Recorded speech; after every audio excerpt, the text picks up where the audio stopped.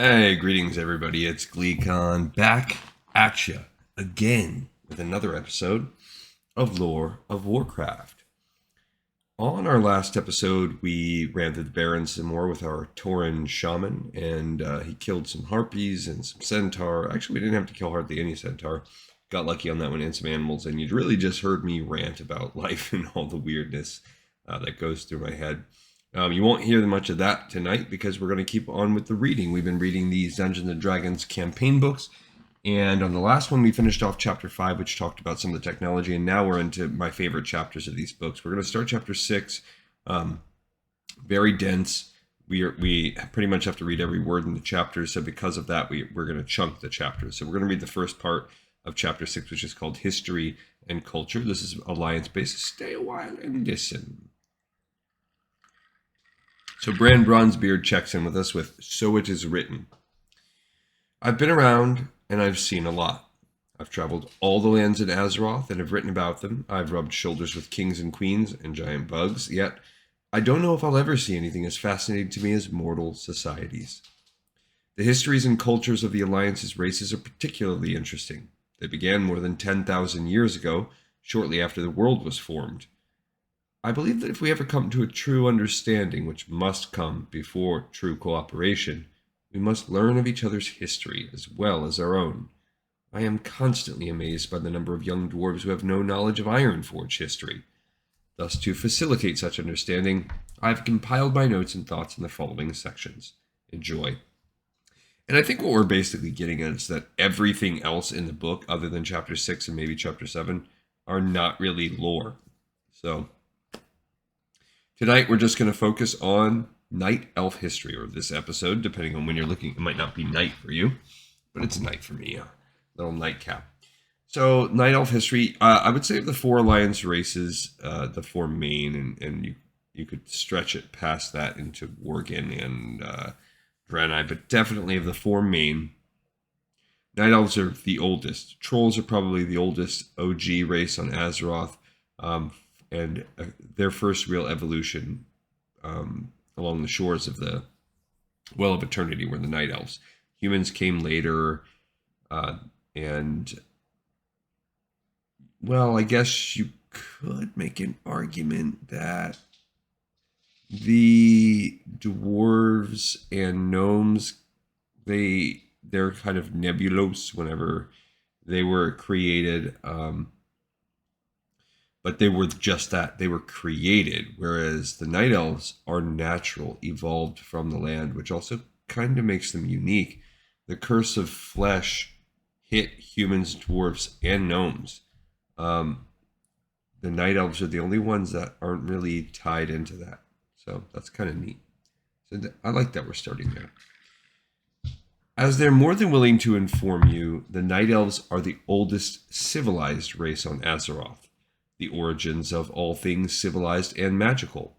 All magic came from the kaldorei, both divine and later arcane, and true civilization arose from the elves' domiciles.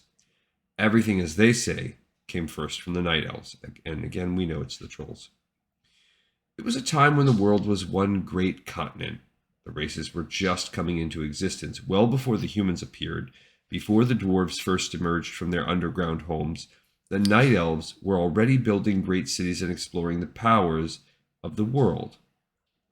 10,000 years ago, the kaldorei communed with the goddess Elune through their priestesses, and the men bonded with the spirits of the land, really far beyond 10,000 years ago. Their society could be called a utopia, a paradise of beauty, peace, and understanding. It's more like a dystopia with what happened. Oh, sure, they weren't naive. They were more than capable of defending their treasured cities and moonwells, and the females, organized into a great military force known as the Sentinels, wardens policed their streets, taking in the few elves who attempted to ruin the perfection the rest worked so hard to create. Then hell broke loose, as this world came under the eye of the Burning Legion. A Night Elf Queen, Ajara, and her servants discovered a new and untapped source of magical power: arcane magic. She and her closest servants researched arcane magic, learning to wield it. Quickly, the demonic power corrupted her and her servants, who then called themselves kaldorei, or the Highborn. Their misuse of the power was rampant, and as they became more corrupted, it attracted the eye of the Legion. When the Legion found the Well of Eternity, Sargeras, the Lord of all Demons, contacted Ajara. If she would open a portal to the Twisting Nether, Sargeras promised her eternal power, and of course she accepted. Through the Well of Eternity, the hordes of the Burning Legion entered our world and set out to conquer it for themselves. Many of the Highborn realized their mistake and fought against the Legion. Many more simply fled. Those who remained with Ajara threw their lots wholly with the Legion, on promises of even greater power for their loyal service. That's where the satyr come from. Ajara and her ilk devoted themselves fully to Sargeras, and once minor demons appeared through her portal, she schemed to widen the portal to allow Sargeras himself entry. Between the corrupted Highborn and the Legion, Azeroth's future looked dim. Only through the unparalleled leadership of the druid Malfurion Stormrage and his companion, the priestess Tyrande Whisperwind, was Azeroth saved. I think Illidan deserves credit there too. Malfurion and Tyrande fought alongside the elite Moonguard, a group of arcane spellcasters, to combat the demons. Many fell to the Burning Legion, but Illidan Stormrage, Malfurion's brother, gathered the survivors and led them against the demons. By this time, Ajara's portal filled the entire Well of Eternity, and Sargeras was crossing over, so the heroes had little time. However, Illidan was deeply addicted to arcane magic, and he did not agree with his brother's plan to destroy the well. Illidan's claims that the world needed arcane energy, carefully used, fell on deaf ears and only infuriated the other Night Elves. Illidan managed to warn Ajara of Malfurion's plan to attack the well itself and stole vials of its water.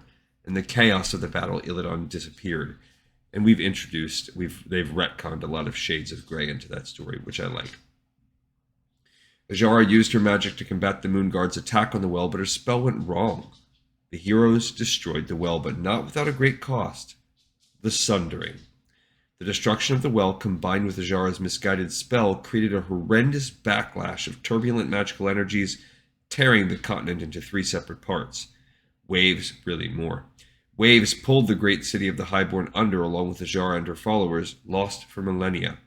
Marking her supposed grave, the unrelenting maelstrom roared its fury, reminding the world of the Highborn's sin and pride. The kaldorei rebuilt their life and society, stoic as ever, and everything was right once again, or it should have been. Soon after the Sundering, Illidan took 3 vials of the well water to Mount Hyjal and emptied them into the Great Lake at the mountain's summit. Thus he created the second Well of Eternity and once again brought arcane magic to the world.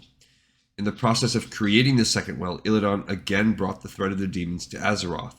His crime did not go unpunished, as Illidan's brother descended upon him and condemned him to an eternity of imprisonment, where the warden Maev's shadow saw that her watchers would keep an eternal vigilance under the Barrow Deeps. Again, retconning the magic part. The well was simply an epicenter of magic. It is not the source of magic. Fearful of another Sundering, 3 of the great dragon aspects grew the world tree of Nordrassil over the well and cast spells over it. Alexstrasza's spell gave Night Elves immunity to sickness and disease.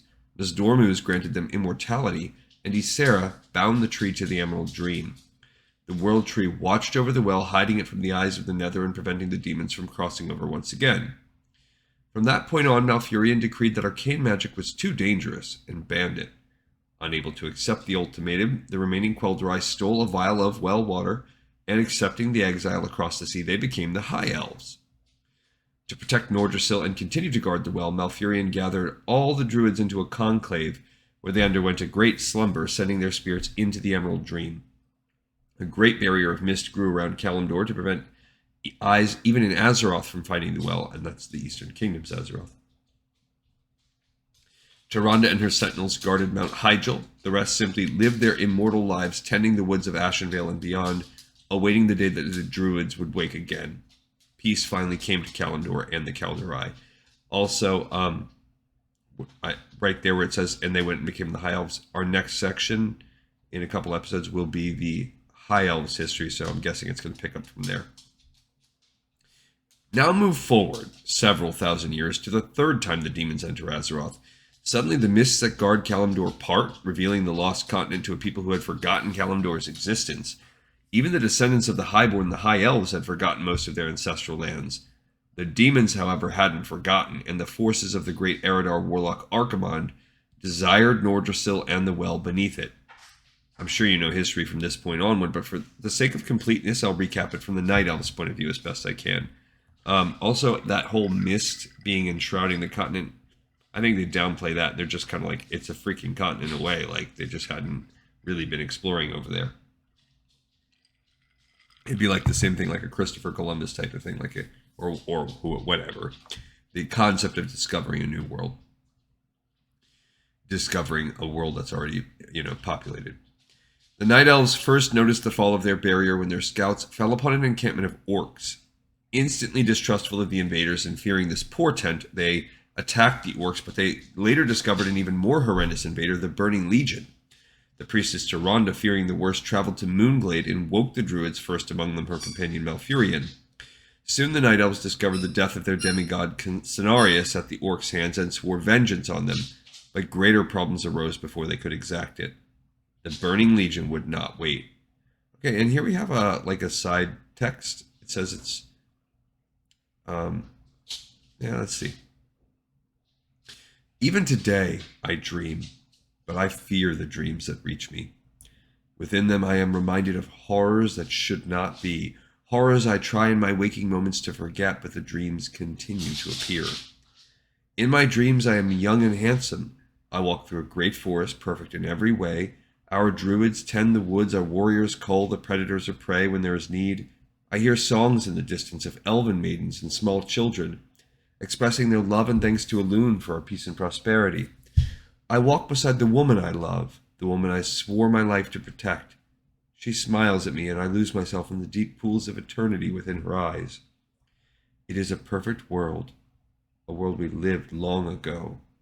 As in all things, change is inevitable. I then see the woods around me grow dark, the trees twist in pain, oozing red blood from horrible gashes opening before my eyes. Creatures turn on us, culling those who once culled them in mad pain and disease.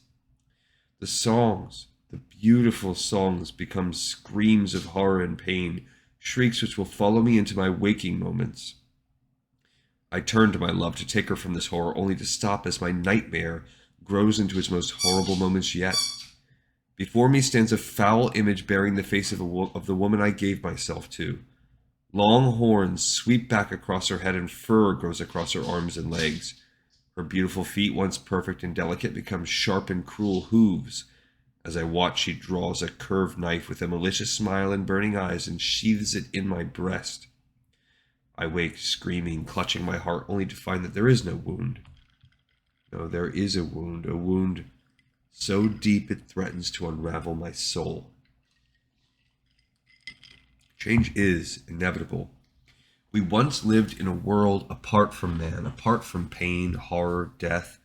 We believed we won that war, believed we would never have to face these travesties again, but I stand before you telling you all that we cannot be apart anymore. We must join our cousins, join the strange humans who have entered our forest. We must cleanse the pain of not just our world, but everyone's world. We must, so that I may dream peaceful dreams of lovely forests and even more lovely maidens once again. Sorry, guys. Taken from a speech to the Council of Archdruids, one of many deciding speeches which led to the Night Elves joining the Alliance. And I assume maybe that's Malfurion, but it could be like whatever.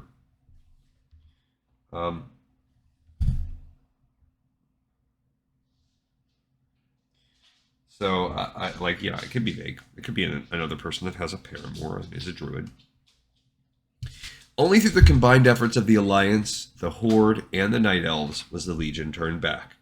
Willing to pay a great cost, Malfurion and the druids once again gathered. They summoned all the spirits of the land at the moment Archimonde ascended Mount Hygel's summit and gripped the World Tree's branches. Using all the power of Nordrassil and the spirits of Ashenvale, Malfurion released a tremendous explosion, destroying Archimonde and most of the World Tree with him.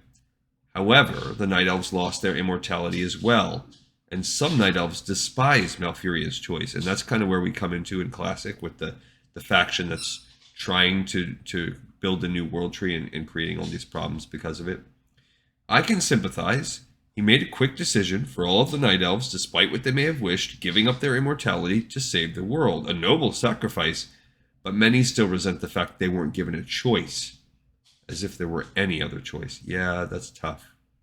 It is a tough call, because was it feasible to give everyone a choice? It's not like you can be like, all right, you get some immortality, but you don't. Even though Nordrassil was healing, it would take another century or two for the World Tree to regain its former glory and power. Unreconciled with their loss of immortality, a splinter group of druids led by Fandral Staghelm created the second World Tree, Teldrassil, and erected a new capital in its branches, Darnassus, and that's what we've been exploring with some of our people. Despite a widespread distrust of Teldrassil and Fandral, Darnassus remains the focal point of Night Elf culture and life. They even reluctantly allow other members of the Alliance to enter the city. However, the druids speak of ill things in its branches, and even I felt something odd when I went there. I just hope Teldrassil was a good idea. I don't think it's ever declared a bad idea. It doesn't really get a chance because Sylvanas burns it down. Spoiler. Realizing they needed help to survive in this new world and to oppose the Horde, which chose their continent as its new home, the Night Elves reluctantly joined the Alliance. Commerce began between Theramore and the Night Elves as the two cultures shared values and ideas. Sorry for that in the background, you know, it's the dog. The Night Elves remained withdrawn, however. It's only in honor of our alliance and their respect for me that they've told me this much about their history. There are still many places considered too sacred for dwarves or humans to venture into, and only when they're drunk do they really loosen up around us. I don't know that I've seen many drunk Night Elves. Recently, Malfurion has entered a deep coma and sleeps in his base at Moonglade. No one knows why, and no one knows how to wake him. His absence leaves control of the druids to Fandral Staghelm, who has become the new Archdruid. Before his coma, Malfurion opposed Fandral's plan to grow a new world tree.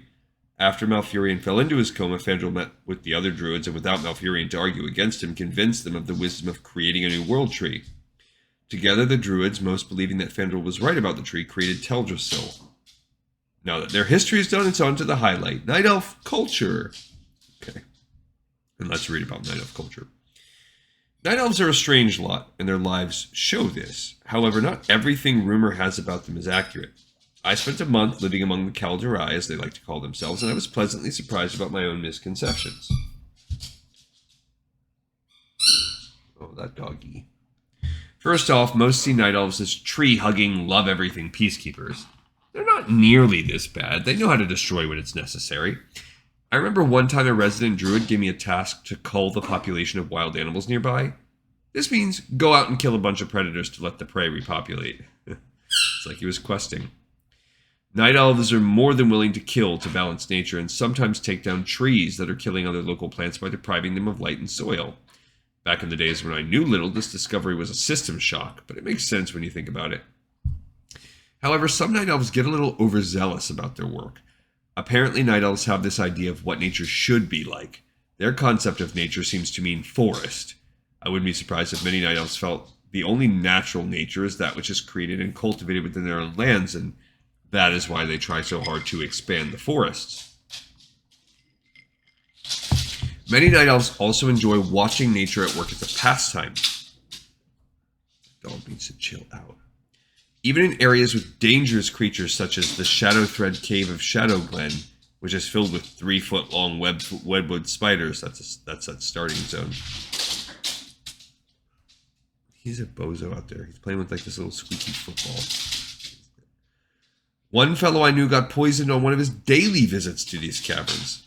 Not all elves may be so careless, but Night Elves prefer the more dynamic nature of animals and vermin over the static flora. And hey, it's not like you have to go far to watch trees grow in Ashenvale, eh? I suspect a Night Elf would prefer to quietly cheer on a group of elk stags fighting over fertile does than sit and reflect upon a breathtaking landscape, and it certainly fits more with their feral nature. Yeah, it's funny because we're basically talking about quests in the Shadowglen starting zone. Like intro zone. Night Elves have a close relationship with sylvan creatures, which is especially noticeable within their towns. Wisps flit everywhere, tending to the woodwork and keeping the plants alive and healthy. Although we've established from Warcraft 3, wisps are like just dead Night Elves. They're not really sylvan creature. Ancients root in the middle of their gathering areas, teaching young Night Elves the ways of war and lore, and of keeping a balance between nature and themselves. Cenarius' children, the Dryads and Keepers of the Grove, wander the streets and play with Night Elf children. tenders keep the roosts in loving condition for their notable hippogriffs and fearsome chimeras, even normal wildlife exists aplenty, from the smallest frogs to powerful bears, living in harmony with the elves. You know what? If the ancients are supposed to be like these sentient creatures that have an identity of their own, how come in Warcraft 3 you have to use wisps to make them? So I think Warcraft 3 leads you to believe that ancients are just night elf spirits embodying trees. Wonder what's considered canon there. Night elf structures thus reflect their respect of and balance with nature. No one actually cuts wood. Druids use spells to extract wood from the trees with the help from wisps and ancients, then perform great rituals to bond the wood and cause it to grow and shape into houses and structures. Except ancients who straight up eat trees. Miners bring polished marbles and corpses in from nearby quarries, and divine magic again molds these rocks rather than physical hands. I can't believe how much he's entertaining himself. I witnessed the growth of a new building, and it was simply astonishing. Druids stood in a circle around the site, with wisps darting in and out of the piles of wood and stone, augmenting the rituals, and in a matter of hours, the Druids grew an entire 2-story house, right on the spot. And they continue to grow. That's right. Their houses are alive. I've never seen the like before. As much as I hate to say it, racial pride and all, their grown structures can outstrip even dwarven stonework for sheer beauty and craftsmanship. It looks like maybe that's implying that that's a moonwell with a little night elf lover couple there. Or very close brother and sister. The hub of all night elf culture is the city of Darnassus, which resides in Teldrassil's branches. Here, night elves relax and enjoy themselves in peace. Children run in the streets, laughing, sheltered and ignorant of the evils of the outside world. Of the world outside, fey creatures flit through its branches, integrating seamlessly with the rest of life. Great trade emerges between Darnassus and Theramore, and other races now walk the night elf streets. So, what do night elves do to relax after hours? As previously mentioned, they love to watch nature in the myriad and often violent ways the wild manifest, but they also take other pleasures. For one, they have bars. While this may seem to be a modern contrivance, the night elves have always maintained buildings to drink and relax in, to spread tales to each other or their young'uns, or simply to while away the night with song. While not nearly as rowdy as taverns of the other races, one can see many similarities, and you don't have to look close to find them. This reminds me of their food and drink. One cannot discuss a race without talking about their favorite dishes. I came into a bar one night to kick my feet up expecting nothing more than nectar and ambrosia. Boy, was I wrong. They treated me to a massive roast boar, several kinds of cheeses and exotic breads, along with the expected berries and fruits. The spices they use are exotic, but honestly, they eat and drink just as we do. Well, maybe not as much as we do. That night, the night elves treated me to one unique specialty that the kaldorei alone can claim. Moonberry juice.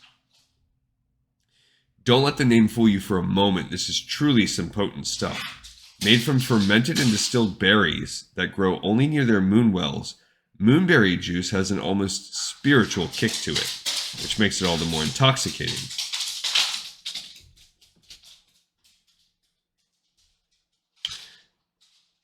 Drinking this stuff makes you feel as if you're floating on clouds, wrapped in a sense of serenity. You really will love everything after drinking a glass of the juice. I've heard that spellcasters get an additional kick from the stuff.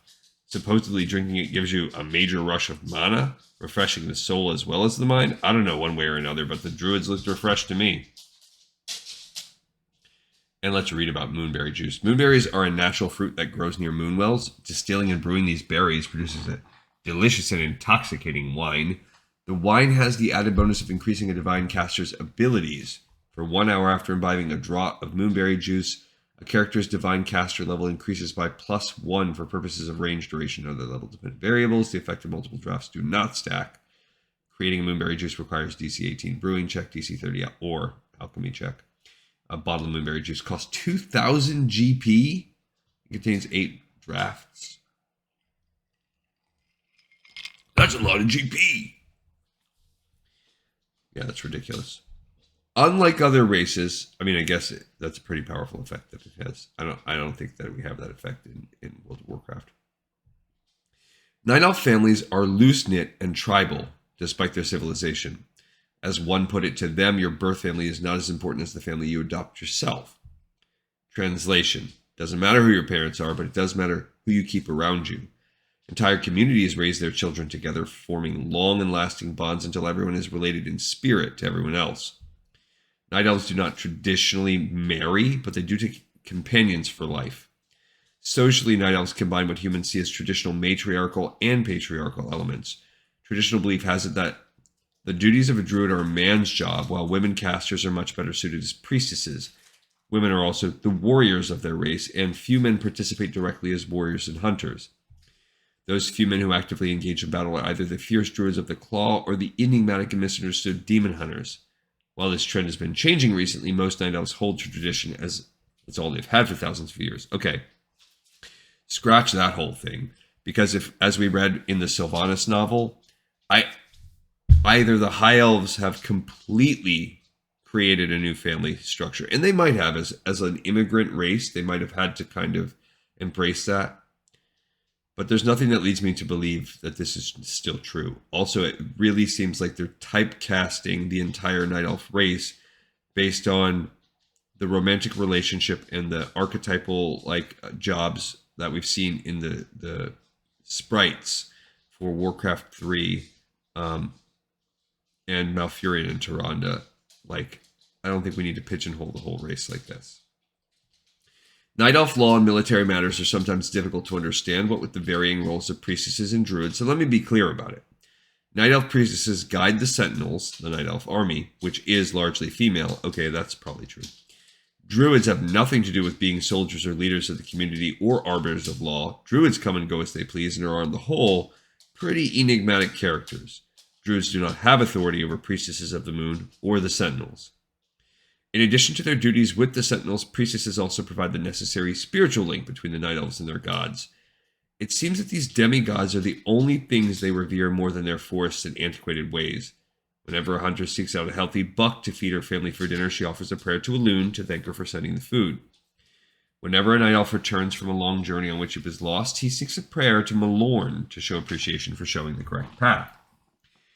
The elite fighting force of the Night Elves is the Sentinels, traditionally female warriors who patrol the forest and fight for their woods. Sentinels share almost the exact customs as High Elf Rangers, to the point where you can only tell the difference by race, which we know Rangers are equally male. Many Sentinels fulfill their duties as huntresses, riding astride great Nightsaber Panthers or as wind warriors astride hippogriffs.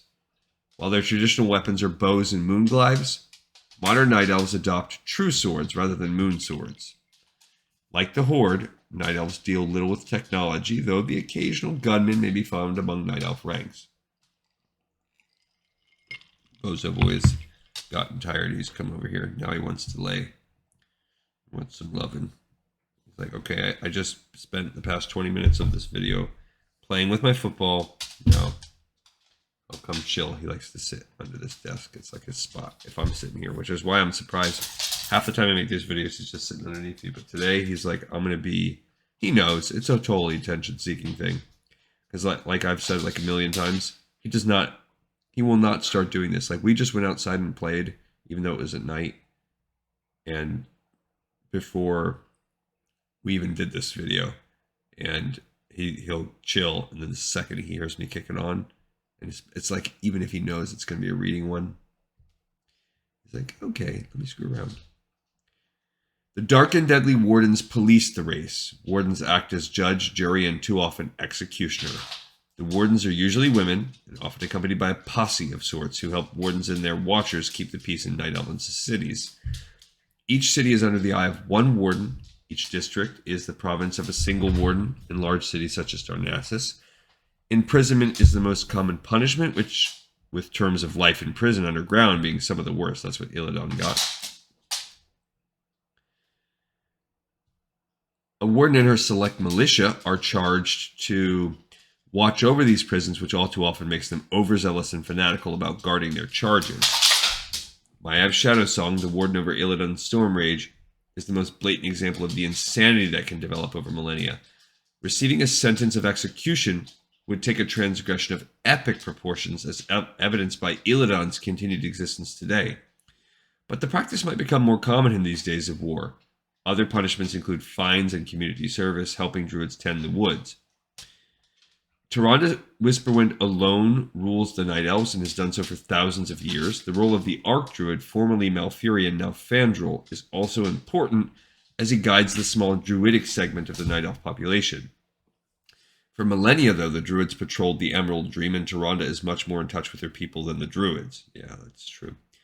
Okay, and sidebar on aging and long-lived races.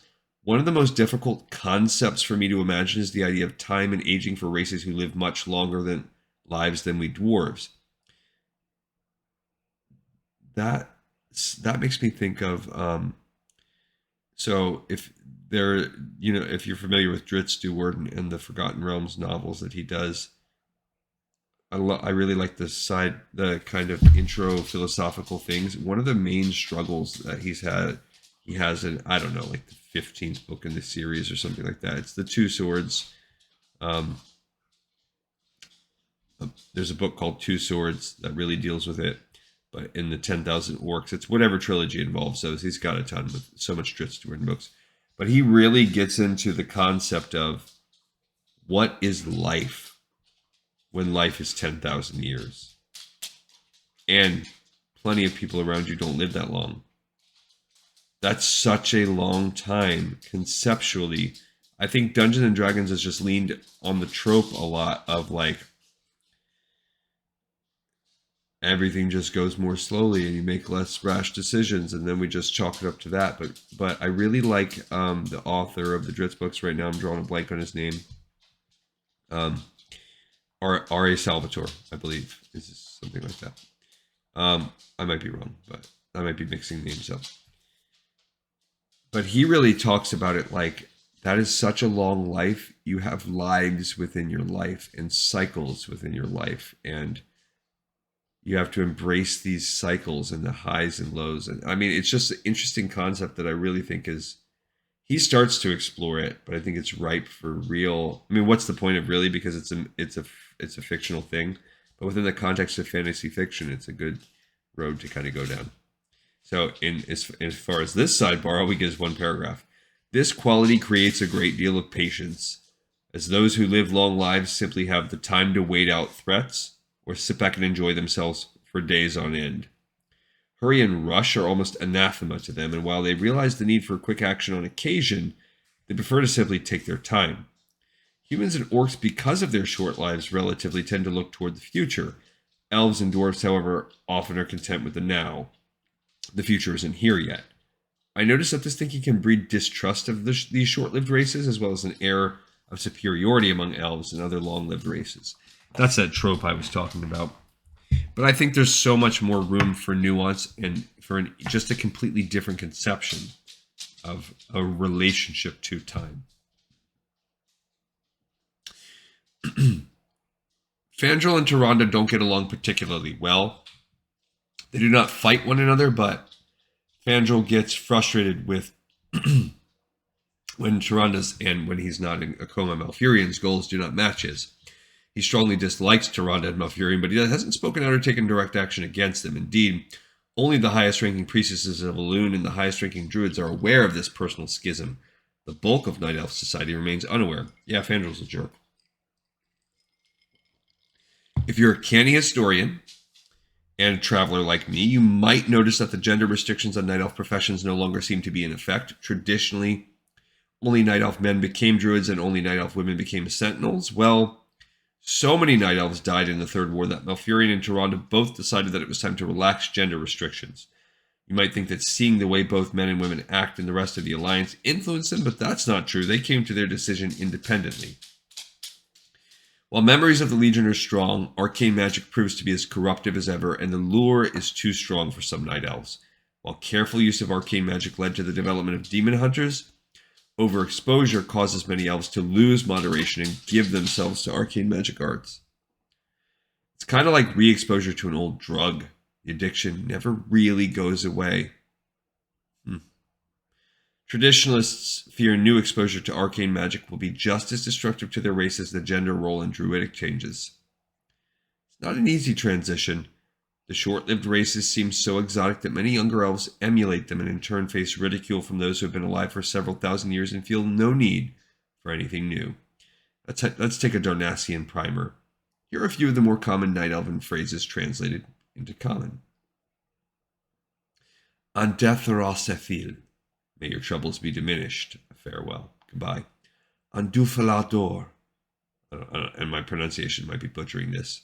May your let balance be restored, which is a war cry.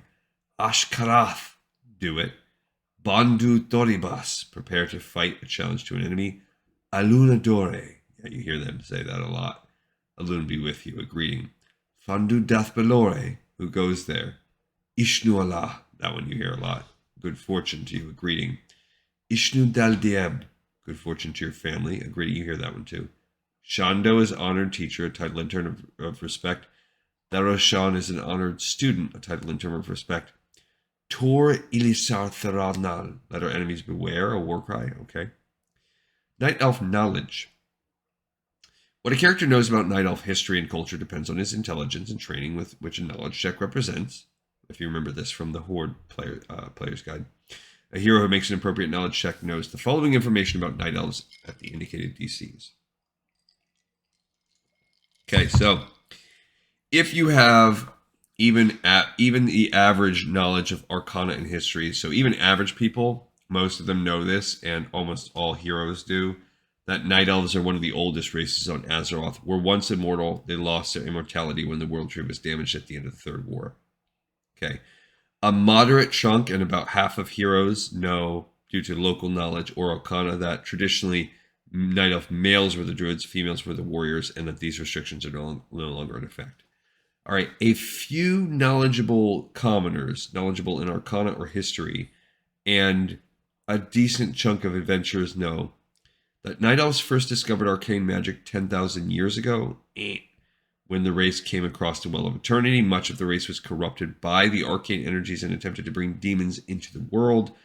The Night Elves destroyed the well and stopped the invasion, but Malfurion's brother Illidan, this is where that real ticky-tack knowledge check comes in, created a new Well of Eternity at Mount Hyjal's summit. Illidan was summarily sentenced to an eternity in prison until he escaped 4 years ago. All right, a few heroes and a moderate chunk of heroes or specialists specializing in local knowledge or nobility and royalty knowledge know that Tyrande Whisperwind rules the Night Elf Society from Darnassus. The previous Archdruid of the Night Elves, Malfurion Stormrage, recently disappeared, and his replacement is the less popular Archdruid, Fandral Staghelm.